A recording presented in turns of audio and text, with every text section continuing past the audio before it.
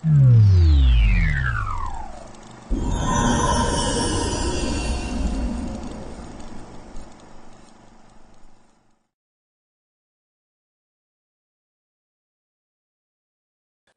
ko nung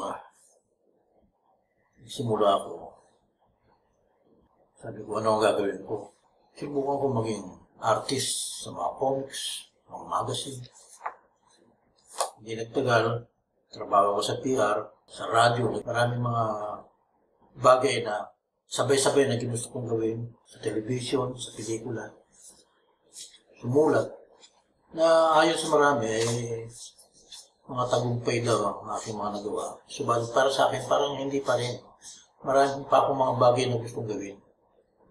Meron din mga itinatagubilin sa akin noon, kapatid ni Eranio Manalo. At maging sa panahon ng kapatid na Eduardo Manalo, may mga gampanin pa na dapat na nagawa ko sa loob na iglesia. Hindi ko ganap na magawa dahil mayroon kulang sa aking buhay na marahil sa dinami-dami ng gusto kong gawin parang nangailangan ako ng isang inspirasyon.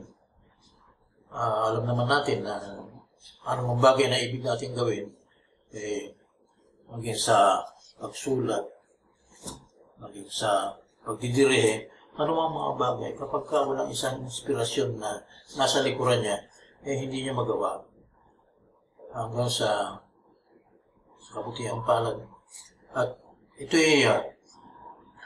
na ang inspirasyon na nagbubuhat sa Diyos, tampok na inspirasyon para sa akin, ay ang pagtulong at pagbibigay na encouragement ng isang babae na itong nagmamahal sa akin.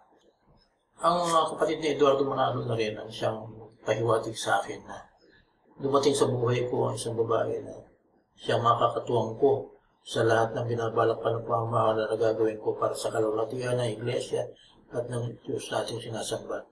Kung wala ang pamamahala, kapatid ni Eduardo Manalo, at ang babaeng minamahal ko at nagmamahal sa akin, palagi ko hindi ko magagawa lahat. Dahil sa pagdating niya sa aking buhay, palagi ko magagawa ko lahat. Ang makapaglingkod kami ng puspusan, makapagtalaga sa tungkulin pinagkaloob sa amin, magampanan namin ang sagutin namin sa Diyos. At para magkaroon ng katuturan, ang mga sinsing na ito sa aming pagsasama.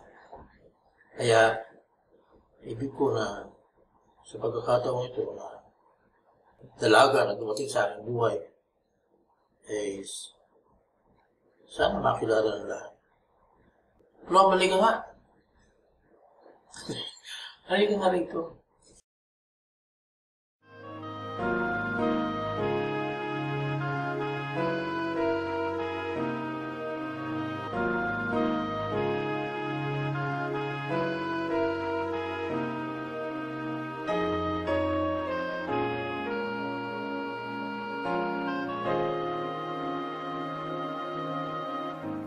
All of my life it seemed that something had been missing. I didn't know what to do. Days would pass me by, each as lonely as the other, until I met you. You opened the door and let the sun shine in. My life will never be the same again.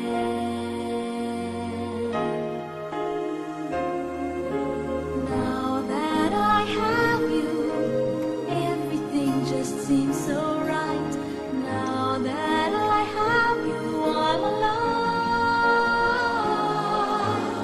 You are the song that I'll be singing my whole life through. I'm living in a brighter world now that I have you.